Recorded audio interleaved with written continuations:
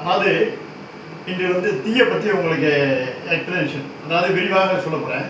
தீ என்பது classification of fire, அதாவது தீயின் வகைகள்.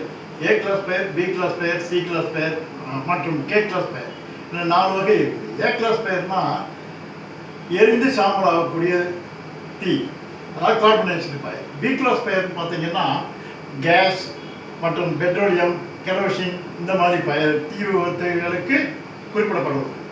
சி கிளாஸ் ஃபயர்னா electrical fire and electronic fire.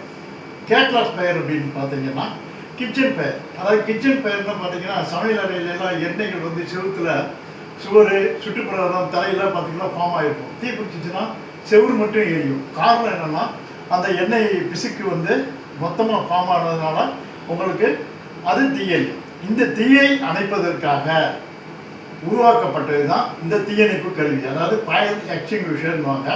இது வந்து ABCK இந்த 4 வகை தீயை அணைப்பதற்கு இந்த ஃபயர் எக்ஸ்டிங்விஷர் வந்து பயன்படுது. இந்த ஃபயர் எக்ஸ்டிங்விஷர் பார்த்தீங்கன்னா இது யூஸ் பண்ணலாமா பண்ணக்கூடாதா அப்படின்றதுக்கு ஒரு சின்ன எவிடன்ஸு. இந்த இருக்க நீடில் பார்த்தீங்கன்னா கிரீன் கலரில் நிற்கும். இந்த நீடில் வந்து கிரீன் கலரில் நிற்கிது அப்படின்னா என்ன அர்த்தம் அப்படின்னா இது பயன்படுத்தக்கூடியது அப்படின்னு அர்த்தம். இந்த ஃபயர் எக்ஸ்டிங்விஷர் பாருங்கள் ரெட்டில் இருக்கும். ரெட்டில் இருக்குன்னா இந்த ஃபயர் எக்ஸ்டிங்விஷரை வந்து நம்ம யூஸ் பண்ண முடியாது. காரணம் என்றதை என்னன்னு சொல்லிடுறேன். இந்த தீயணைப்பு கருவி ஃபயர் எக்ஸ்டிங்விஷரில் உள்ளே இருக்கிறது வந்து mono ammonium phosphate powder. Mono ammonium phosphate powder இருக்குது.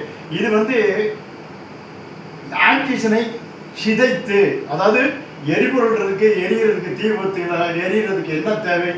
ஆக்சிஜன், எரிபொருள் மற்றும் வெப்பம். இந்த 3ல் வந்து ஏதாவது ஒன்று எடுத்தோம்னா தீ அணைஞ்சிடும். அதை ஆக்சிஜனை வந்து சிதைத்து வெளியேற்றுவதற்கு ரசாயன கிரியை மாற்றம் ஏற்படுத்தி தீயை அணைப்பதற்கு பெரிதும் பங்கு வகிக்கிறது இந்த மோனோ அமோனியம் பாஸ்பேட் பவுடர். இதுதான் அதோட வேலை. இது அதிகபட்சம் இந்த சிலிண்டர் ஒவ்வொரு வகையிலும் சிலிண்டர் ஒர்க் ஆகும்.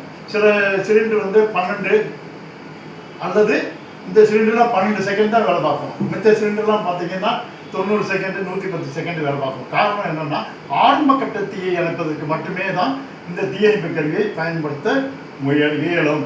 2வது, இந்த ஃபயர் எக்ஸ்டிங்விஷரை வந்து அடிக்கடி கண்காணிச்சுக்கிட்டே இருக்கணும். காரணம் என்னென்னா இந்த நைட்ரஜன் கேஸ் வெறும் பவுடர் வந்து டிஸ்சார்ஜ் ஆகாது. காரணம் என்னென்னா வெறும் பவுடர் டிஸ்சார்ஜ் ஆகாமல் இருக்கிறதுக்கு காரணம் என்னென்னா உள்ளே வந்து எந்த விதமான கேஸ் இல்லாததுனால தான் உங்களுக்கு அது உள்ள நைட்ரஜன் கேஸ் வந்து கம்ப்ரஸ் பண்ணி உள்ளே வச்சிருக்கிறாங்க. இந்த தீ விபத்தில் ஆரம்ப கட்ட தீயை அணைப்பதற்கு மட்டுமே பயன்படுத்தக்கூடிய இந்த ஃபயர் எக்ஸ்டிங்விஷர் மட்டுமல்லாது எலக்ட்ரானிக்ஸ் மற்றும் எலக்ட்ரிக்கல் ஃபயர் அணைப்பதற்கு CO2ன்னு சொல்லி ஒரு ஃபயர் எக்ஸ்டிங்விஷர் இருக்குது. அந்த சிலிண்டரை வந்து யூஸ் பண்ணணும் அப்படின்னோம்னா அது உங்களுக்கு தெரியும். அது இப்போ எங்கே இல்லை. அதை அடுத்த கட்ட வீடியோவில் உங்களுக்கு நான் கண்டிப்பாக காட்டுறேன். முக்கியமாக வெளிநாடுகள் அதாவது இந்தோனேஷியா, கம்போடியா, மலேசியா, சிங்கப்பூர், இலங்கையில் கூட பார்த்தீங்கன்னா அதாவது நிலநடுக்கம், எர்த்குவேக், சின்ன நடுக்கம், அது கட்டிட இடிபாடு, பில்டிங் கொலாப்ஸு, தீ விபத்து ஏற்பட்டுச்சுன்னா குழந்தைகள் நர்சரி ஸ்கூல்ல இருந்தே குழந்தைகளை வந்து எப்படி தப்பிக்க வைக்கணும் அப்படின்ற ஒரு இமேஜின் பாடமாகவே நடத்தப்படுகிறது. ஆனால் நம்ம நாட்டில் மட்டும்தான் ABCD ரைம்ஸ் வந்து ஆரம்பிக்கிறாங்க.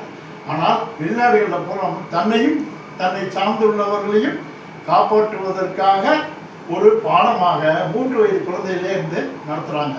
அதை நம்ம நாட்டிலையும் கொண்டுட்டு வரணும். முக்கியமான விஷயம் சொல்லிடுறேன், ஷார்ட் வீடியோன்றதுனால. தீ பிடிச்சா தயவு செய்து லிஃப்டை உபயோகப்படுத்தாதீங்க. இன்றைய தீ விபத்துக்கு இது பெரிதும் பங்கு வகிக்கக்கூடிய இந்த தீயணைப்பு கருவியை நம்ம நல்ல முறையில் பாதுகாக்கணும். இதை வந்து தரையில் வைக்கக்கூடாது. காரணம் என்னென்னா தரையில் வைக்கிறப்ப கூட்டுறப்ப தள்ளி வச்சு வேறு இடத்துல வச்சுருவாங்க. எந்த இடத்துல வைக்கணுமோ, முக்கியமாக எலக்ட்ரிக்கல் போர்டு, மெயின் போர்டு, இந்த மாதிரி மின்சார சாதனங்கள் அதிகமாக இணைப்புள்ள இடங்களில் வந்து இதை கண்டிப்பாக வச்சுருக்கிறோம். இதை வந்து சுவத்தில் நம்ம மார்பளவில் இருக்கிற இடத்துல ஈஸியாக ஹேண்டில், அதாவது எடுக்க வைக்க சுவதான இடத்துல சுவத்தில் மாற்றி வைக்கணும். இதை நல்ல விதமாக பயன்படுத்தணும். இன்றைய வீடியோவில் உங்களுக்கு தீயணைப்பு கருவியை பற்றி சொல்ல வாய்ப்பளித்தமைக்கு நன்றி, வணக்கம்.